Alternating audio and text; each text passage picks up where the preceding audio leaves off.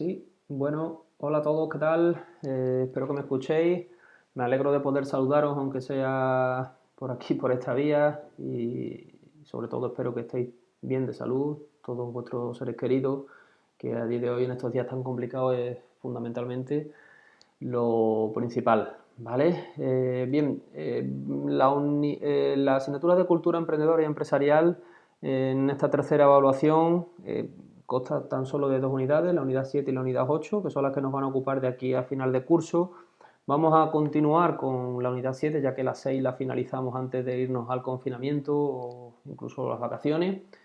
Y vamos con ella, ¿vale? He tratado durante estos días de trabajar la unidad para hacerla lo más sencilla posible, ya que todo esto es nuevo para nosotros, los profesores, como para vosotros, los alumnos, esto de la enseñanza a distancia. Así que, bueno, espero que os sirva de ayuda este pequeño vídeo que he preparado con material y que os sirva para afianzar los conceptos.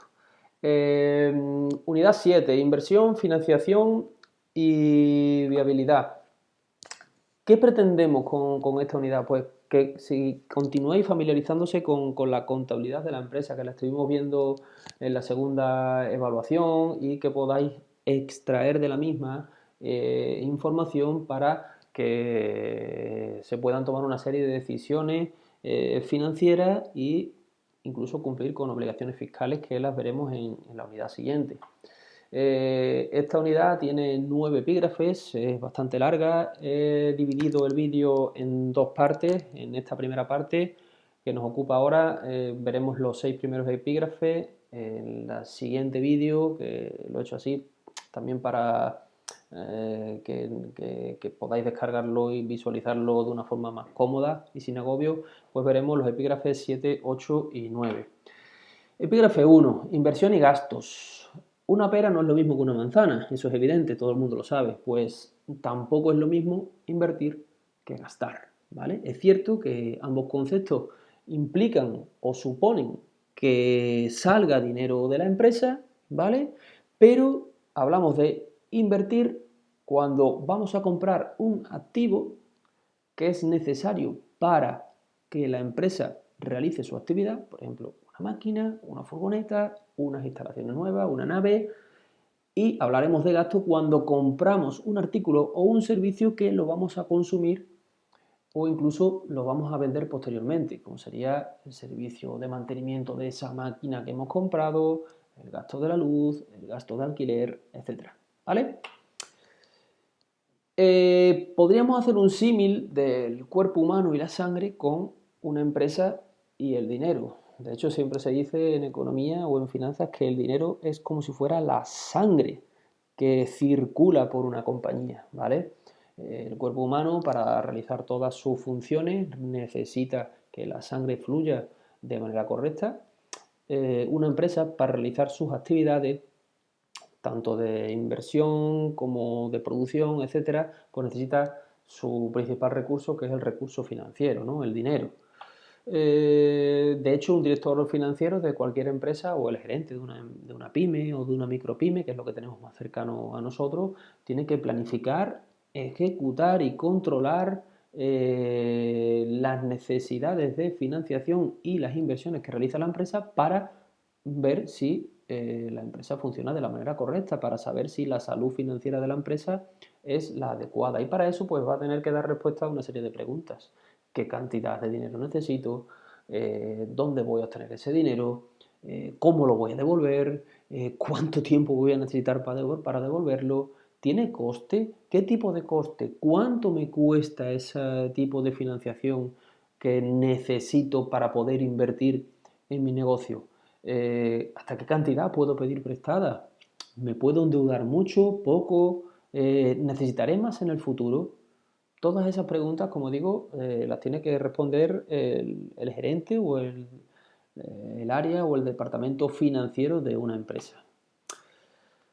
Una empresa, pues de igual manera que en una fuente emana agua, pues podemos definir una fuente de financiación como aquella herramienta a través de la cual la empresa obtiene dinero. De hecho, se define una fuente de financiación como los recursos líquidos o medios de pago a disposición de la empresa para que ésta pueda hacer frente a sus obligaciones, a sus necesidades financieras, a sus necesidades dinerarias. Estas fuentes de financiación, estas maneras, estas herramientas de obtener dinero para la empresa se pueden clasificar según una serie de criterios, ¿no? Hay manuales que dividen tan solo dos criterios, hay manuales que lo dividen en cuatro. Aquí vamos a ver estos cuatro criterios para clasificar las fuentes de financiación o las herramientas que tiene una empresa para financiarse, ¿de acuerdo? Vais a ver como algunas que otras se solapan. De manera que si, por ejemplo, atendemos al plazo de devolución, pues tendremos fuentes de financiación a corto plazo, las tenemos que devolver en menos de un año, como por ejemplo los créditos comerciales que nos ofrezcan nuestros clientes, nuestros proveedores, perdón, si yo le compro mercancías o mercaderías a un proveedor mío y este me da la posibilidad de poderle pagar a 30 días, pues esos 30 días es la manera de financiarme mi cliente, ¿no? Sería financiación a corto plazo. Financiación a largo plazo, tengo la obligación de devolverla a un plazo superior a un año. Por ejemplo, un préstamo para la adquisición de una nave que se suele hacer a través de un préstamo hipotecario y estos préstamos hipotecarios van todos a más de un año. Si atendemos a la procedencia, si la financiación proviene del interior de la propia empresa, se llama financiación interna, como las reservas, que son aquella parte de los beneficios que obtiene la empresa y que no reparte en forma de dividendos, es decir, la empresa se lo queda en reservas para cuando haga falta. Financiación externa proviene del exterior de la empresa, como pueden ser los préstamos que hemos visto anteriormente o incluso el capital que aportan los socios. Acordaros que las empresas tienen personalidad jurídica diferente e independiente a la de los socios de la empresa. Si los socios aportan dinero de su bolsillo, ese dinero está proviniendo del exterior de la empresa, ¿vale? Por eso el capital se considera una fuente de financiación externa. Pero es que en base a la propiedad, el capital también se puede encuadrar dentro de la financiación propia, ¿vale? Y las reservas que veíamos anteriormente, esos beneficios no distribuidos, también serían financiación propia. Sin embargo, financiación ajena, aquella que proviene del exterior y de terceras personas ajenas a la empresa, pues serían los préstamos y los créditos. Y finalmente, si atendemos a la manera de obtener esa financiación, financiación espontánea es aquella en la que no se firma ningún documento contractual, como puede ser el crédito que me da mi proveedor a la hora de pagarles las facturas. Y financiación negociada, pues es obligatorio firmar un contrato en el que firman ambas partes y el ejemplo típico son los préstamos y los créditos, ¿vale? Los recursos propios son los que mayor tiempo permanecen en una empresa, son los más estables y además no hay que devolverlos, son propios de la empresa, ¿vale? Estos se dividen en dos categorías, recursos propios de carácter externo y recursos propios de carácter interno. Los de carácter externo es porque provienen del exterior, como hablábamos anteriormente, el capital social lo aportan los socios de su bolsillo, capital social, recursos propios de carácter externo. Subvenciones que me da el Estado para realizar mi actividad provienen del Estado, provienen de fuera de la empresa, recursos propios de carácter externo. Recursos propios de carácter interno, o también denominados autofinanciación, son aquellas cantidades de dinero que genera la propia actividad de la empresa, ¿vale? Y se clasifican a su vez en autofinanciación por enriquecimiento, beneficios no distribuidos que la empresa se queda en forma de reservas, y autofinanciación por mantenimiento, aquella parte de los recursos que genera la empresa y que ésta destina para renovar aquellos activos que se van deteriorando con el paso del tiempo y con el desarrollo de la actividad. Es lo que se denominan amortizaciones y provisiones, ¿vale? Obviamente, aunque los recursos propios no se tienen que devolver, si la empresa se liquida, bien porque entra en pérdidas de manera continuada o porque los socios se jubilan y no hay herederos de la compañía, pues estos recursos propios se reparten entre los socios o incluso entre los acreedores en caso de que hubiera deudas, ¿vale? Autofinanciarse tiene ventajas. La principal es que te da gran libertad, ¿vale? No dependes de ningún tercero para poder invertir esos recursos, ¿vale? Además, es quizá la única forma que tienen pequeñas y medianas empresas de financiarse, que no tienen acceso al crédito como ellas quisieran o como acceden las grandes compañías, ¿vale? Y le da mucha liquidez, como hemos venido hablando. Inconveniente, pues si yo destino esos beneficios que obtiene la empresa a renovar el patrimonio de la misma, pues obviamente no puedo repartir dividendos a los socios y la rentabilidad de estos pues se va a ver reducida. Además, el uso de recursos propios para autofinanciarse muchas veces se dice que no tiene coste, pero realmente no tiene un coste explícito porque no tienes que pagar un tipo de interés determinado, pero sí tiene un coste de oportunidad, que es el dejar de disponer de estos recursos y invertirlos, por ejemplo, en un producto financiero que te dé una mayor rentabilidad. Eh, Otro inconveniente de los recursos propios es que se generan de forma gradual y lenta. De hecho, hay muchas empresas que ni siquiera son capaces de generar recursos propios porque simplemente van atendiendo los pagos diarios y, como se suele decir, subsistiendo, ¿no? Entonces ese es otro de los inconvenientes de la autofinanciación. Hablando de los dividendos, a los cuales hacíamos mención anteriormente, se entiende por dividendo como aquella parte de los beneficios que obtiene una empresa y que reparte a sus socios en la parte proporcional que cada uno de estos tiene en el capital de la empresa. Se suelen repartir de forma periódica, pero una empresa no está obligada a repartir dividendos salvo que aparezca recogido en sus estatutos. En un balance de situación donde tenemos en la parte izquierda el activo y en la parte derecha el patrimonio neto y el pasivo, los recursos propios estarían ubicados aquí en la parte superior, ¿de acuerdo? Recursos financieros ajenos a largo plazo, pues ya intervienen agentes externos a la empresa, ajenos, terceros, que no tienen nada que ver con la propiedad de la empresa y que son los facilitadores de dinero para la compañía. Estos se pueden clasificar en recursos financieros a largo plazo y recursos financieros a corto plazo. Entre la financiación ajena a largo plazo, que es aquella que se tiene que devolver en un plazo superior a un año, nos encontramos los préstamos a largo plazo, préstamos puros y duros, ¿vale? Voy al banco, solicito financiación que voy a tener que devolver junto con una serie de intereses en un periodo superior al año, préstamo a largo plazo. Los empréstitos, que es una forma de financiación que suelen utilizar las grandes compañías. Las pymes y las micropymes no pueden utilizar el empréstito para financiarse. Un empréstito es un título de crédito que emiten estas empresas y que son comprados por particulares a cambio de un interés previamente establecido. Es como si el particular compra un empréstito que se puede a su vez materializar en un bono, en una obligación, en un pagaré de empresa y el particular le presta el dinero a la empresa a cambio de ese bono, a cambio de esa obligación, de ese pagaré de empresa, ¿vale?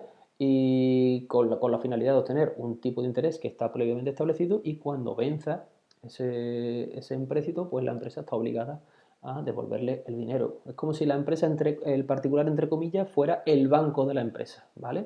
Y después tenemos otras dos herramientas de financiación ajena a largo plazo, quizás más conocidas, como son el leasing y el renting. Se suele muchas veces hablar de ellas de manera indistinta, pero son dos productos totalmente diferentes. De hecho, el leasing se firma cuando una empresa, en lugar de comprar, por ejemplo, una furgoneta, pues firma un contrato de leasing y entonces lo que ha hecho es arrendarla. Se queda con la furgoneta, se tiene que hacer responsable del mantenimiento de esa furgoneta, pagando una cuota mensual durante una serie de años y cuando termina el periodo, pues tiene la posibilidad de o devolver la furgoneta o quedarse con la furgoneta pagando lo que se denomina un valor residual. En el renting ocurre prácticamente lo mismo. Yo adquiero esa furgoneta a través de renting, pero en este caso la cuota suele ser superior porque lleva incluido el mantenimiento del vehículo. Si en este caso, en el caso del renting, la furgoneta se avería, la empresa de renting se hace cargo de repararla. En el leasing no. Y además en el renting, una vez que termine el periodo firmado, pues tengo la obligación de devolver la furgoneta y no me dan la posibilidad de quedármela, ¿vale?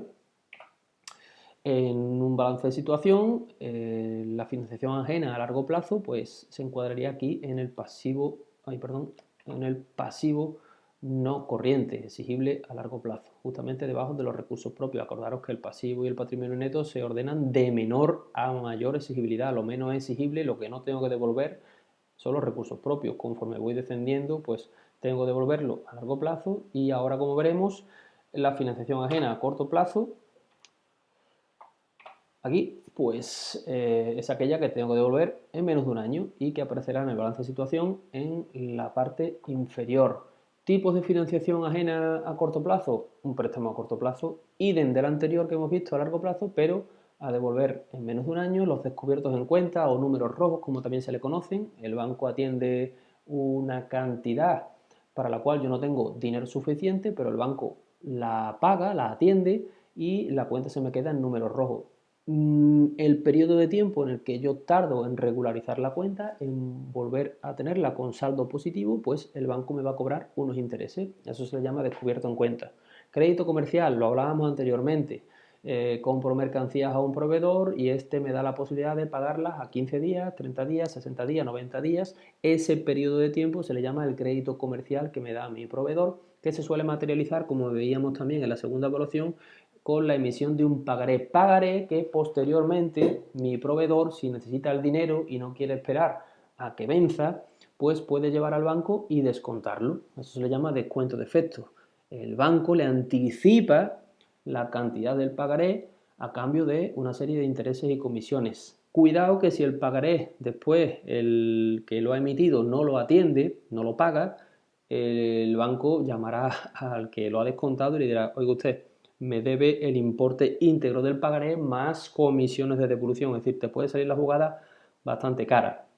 El factoring es, sin embargo, cederle a una empresa de factoring que se denomina empresa factor una serie de facturas que yo tengo pendientes de cobro, y esta empresa factor lo que hace es que me anticipa el importe de esa factura y se queda con esa factura y con los derechos de cobro de esa factura. Me va a cobrar un interés muy elevado, unas comisiones elevadas, pero en caso de que esas facturas no se cobren nunca, la empresa factor asume el riesgo. Y en el confirming, pues una forma de pagar a mis proveedores. Si yo le debo por la compra de mercancías a un proveedor un importe de 5.000 euros y he pactado con él pagarlo dentro de 60 días, pues mi banco se comunicará con mi proveedor diciéndole que tiene la posibilidad de anticipar esa deuda que yo le tengo con él haciendo uso del confirming, ¿vale?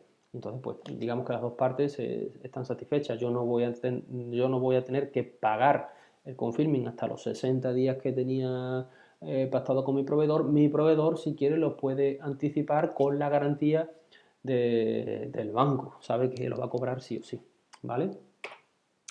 Y como veíamos anteriormente, pues en un balance de situación, los recursos financieros o las fuentes de financiación ajenas a corto plazo, pues se situarán aquí en la parte inferior, de menor a mayor exigibilidad, son las obligaciones más exigibles, las obligaciones que primero tiene que atender una empresa, ¿vale? Un poco agobiado, mantener la calma, por favor. Sé que son muchos conceptos, pero podéis visualizar el vídeo tantas veces como queráis. Seguid mis consejos, todo va a ir bien. Como siempre digo, hacerle caso a María Teresa Campo, que es sabia en esto. Vamos a sacar una sonrisa. Y tranquilidad, tranquilidad, porque detengo aquí el vídeo y hago la segunda parte que podréis tener a vuestra disposición posteriormente para terminar con la unidad. Cualquier duda, por favor, os ponéis en contacto conmigo. Muchas gracias y hasta la próxima.